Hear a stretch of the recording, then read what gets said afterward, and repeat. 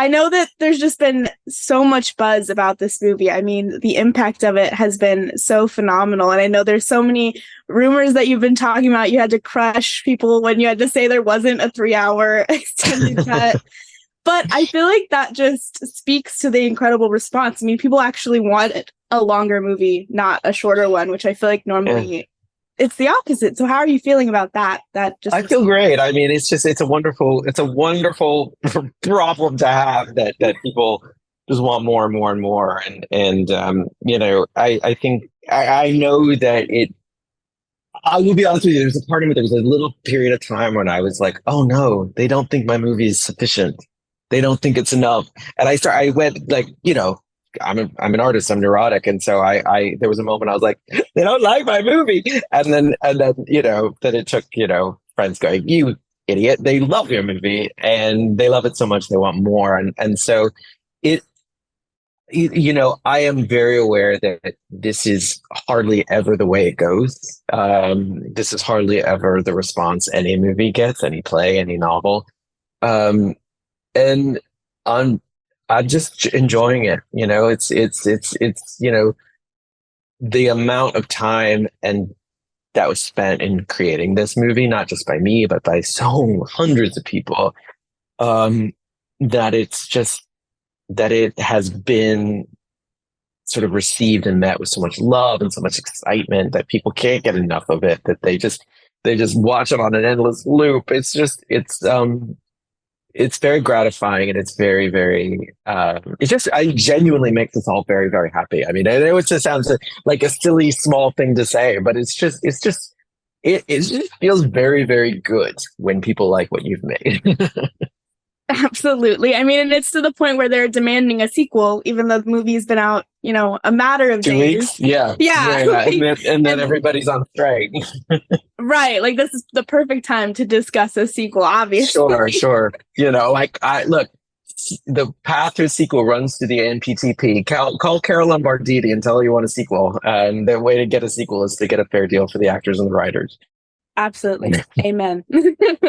And I mean, obviously, there's so much we'd love to see more of. Like, I loved the little montage towards the end of the movie when Alex is talking about his love for Henry, and you kind of see scenes that we didn't really get to see, and people went crazy for those. So there's just all these small moments that everyone's really latching onto, and you can. I know. I feel like people. I feel like people are like dissecting everything now. It's like, wait, with that you stole that shot from another scene. I know you saw it. And yeah, the funny thing is, of course, is that there literally isn't enough footage to go around. And so the idea I did I had to sort of like explain, that the editor's assembly is not a cut, and that it's just sort of like not without art, but it is without nuance. And so it's not, but it's a great problem to have. I wish I had this problem on everything I made. And just speaking about, dissecting the film, I know there's a lot of Easter eggs that are in Red, White, and Royal Blue that people have been finding, like the Taylor Swift dress and, Casey's next book. Can I tell you that Taylor Swift dress? If it was intentional, it was not by me. I did not. It was. Someone's a Swiftie on the crew. Someone must have been. Our Keith Madden, our costume designer, obviously is a Swiftie. I didn't know until I was sent this meme about it. Someone sort of figured it out and sent it, and I sent it. Someone sent it to me, and I was like, "That's news to me." And I sent it to Ellie Bamber, and she looked at it and she says, "I didn't realize it either." So I think there's that. If there is a Swiftie in our ranks, it had to be Keith Madden, which I wouldn't put it past him. I hear there was also a replica of the dress that Kate Middleton wore. So is he also a fan there? Is that true? Which one is that? See, you're teaching me about my movie, which is like, I have to tell you that people sometimes have the ability to teach you about what you've made. And so I didn't know about the Taylor Swift dress until someone explained it to me. What's the Kate Middleton dress? Breaking news here. I just recently learned about this. I don't know. Honestly, I'll have to go find it. I saw people talking about it online, and I was like, "Oh, that's cool." Like, I've heard the Taylor Swift one. there's another one. So the fans we had to really, listen, we had to cut corners somewhere. And so we just used a bunch of like secondhand outfits for the whole movie. we just stole, yeah, from like We big just we just raided people's closets. It was like, well, it's true that Kate Middleton and Taylor Swift and Lady Gaga, they all just do like a clothing swap, and they all get together. Most people don't know about this. There's a big clothing swap. It's the Hollywood clothing swap, and costume designers go and they participate and they take what they want. I'm making this up. It's not true. Although, wouldn't it be great if it was true? I would love that if we were just like, I saw your outfit last week. I'd like it this week. You can have Who wore it better though, Ellie Bamber or Taylor Swift? That's the question. I can't. I'd like to know I'd like the answer for that.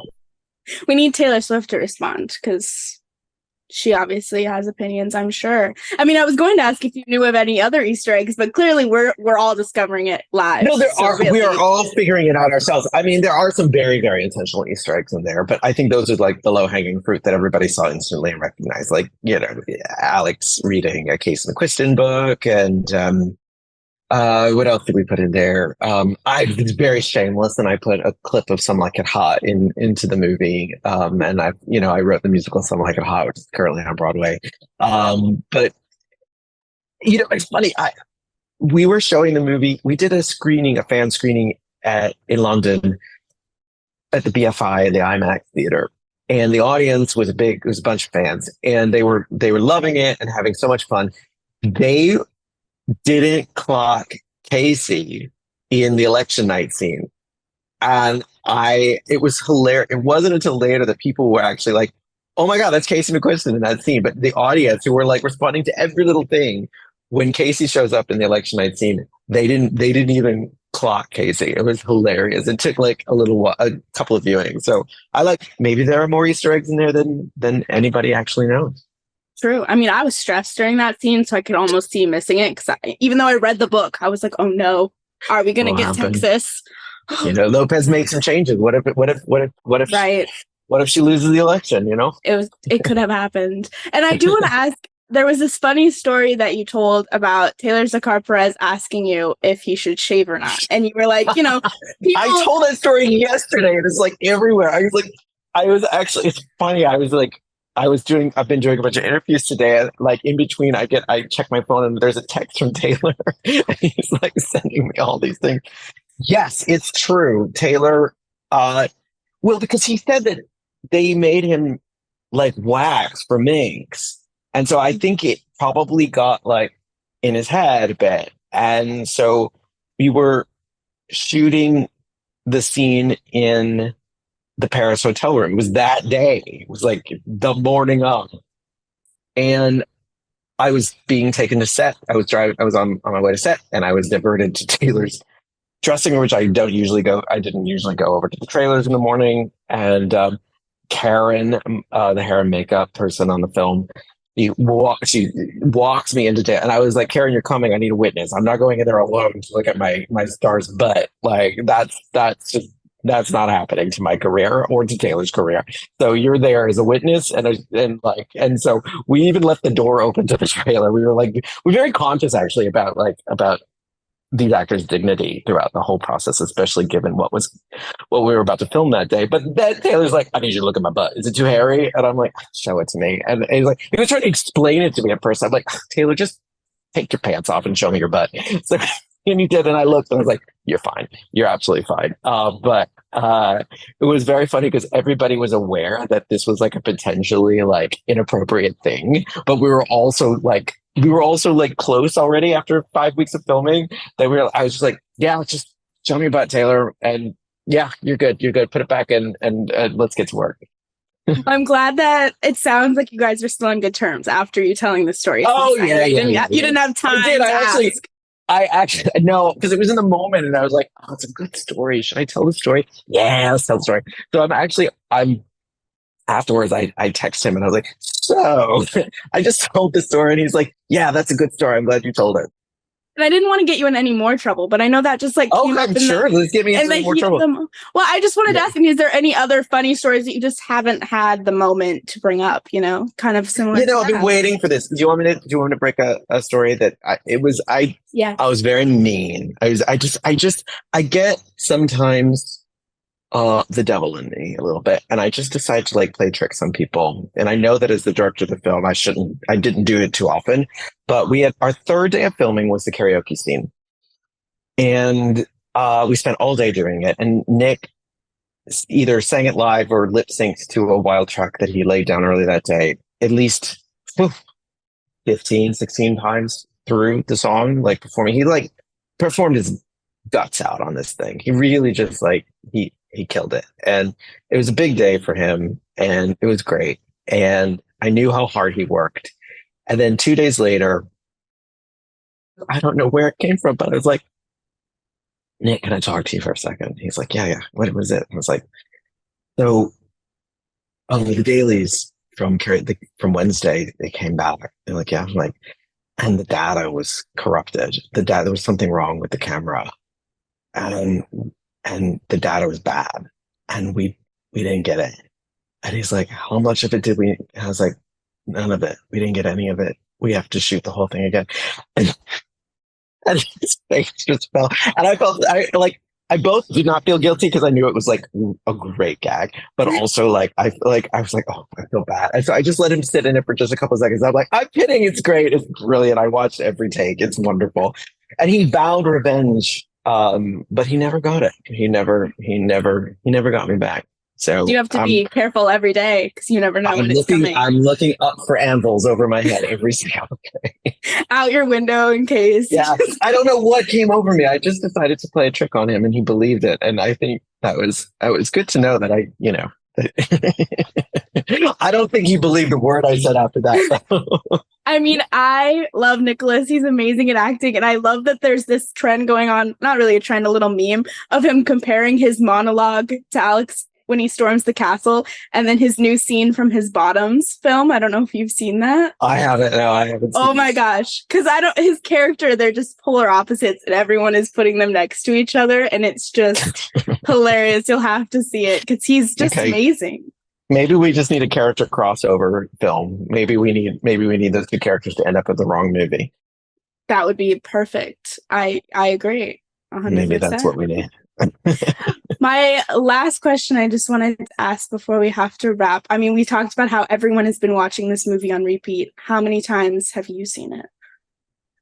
Well, you have to clarify how many times have I seen any version of it, or the finished version? The finished version. Do you watch it just for guilty pleasure? Like, are you at home just popping it on? Sure not. What I've been meaning to do, I haven't done yet. I kind of want to watch it in like a couple of scenes in French or in Spanish, just to see what the dubbing is like. That's a good idea. Yeah, I think that might be fun, but only a scene or two. I think once it was all finished, I think I may have seen it. I would say five or six times. I probably saw it more than I might otherwise, but because I'm from theater, I was trained in theater, and I'm used to having a relationship with the audience, an immediate relationship with the audience. Terrifying as that can often be, sitting in the back of the theater watching your play with an audience, you learn a lot, Even if the movie was done, we were doing these fan screenings, and I was just curious to know how the movie played. And so I would like introduce these fan screenings, and then I would go sit in the back and I would watch. And so I ended up watching the movie more often than most filmmakers probably would after the thing was done. But I knew, because we were going to go on to the platform, and it wasn't going to be in theaters. This was my only shot at actually sort of like watching people watch the movie. So for this theater kid in me, it was like really a cool opportunity to do that. Absolutely. So 5, maybe 6. I have you beat. I think I'm on like 7. But yeah, but if you count every version of the movie, like every different cut, like every time I'd probably have seen a version of this movie 40 times, 50 times. Yeah. So I do have most people beat. Still. I was about to say, if there is a list, a competition list, I mean, you were there for the 5 weeks of filming, so I feel like that has to equal something. 9 weeks. 9 weeks. 9 weeks. Yeah. 9 weeks of filming. So I mean, I'm properly sick of it now. I'm not sick of the response, but Right. it was actually funny. It was like the final fan screening we did was here. It was the day that we did all of them simultaneously across the United States, and we did one in London as well. And I was like, oh, well, it's the last shot. I'm gonna watch it one last time. And I do remember watching it, going, well, I don't need to see this again for a long, long time. I was like, great. I've hit my saturation point. But that is also, I saw every different version of the movie, I don't know, 40 or 50 times. So I'm good. I'm really good. Right. I do still think I have most people beat so far. Absolutely. I mean, and you've seen all the deleted scenes, so everyone's going to be jealous. They all wish they were you, There are no more deleted scenes. That's it. We all lied. There's nothing left. There's nothing left. There's nothing left. Everybody's seen everything. We only did one take of every scene. One take. That's it. There's nothing, like, quite literally the movie is 118 minutes, and all told, I think we probably got 121 minutes of footage. It was a really efficient shooting. You don't believe me, do you? Not one bit. But No, I'll let the audio. I'll cut this part out. I'll send that to the fans so they can stop. I'll be like, he said it. I love them. I love them. I love them. It's so. I mean, it's just you. I'm very aware of how deeply, deeply rare this is, and it feels great. It feels great, even when people are like demanding things that don't exist. It feels great.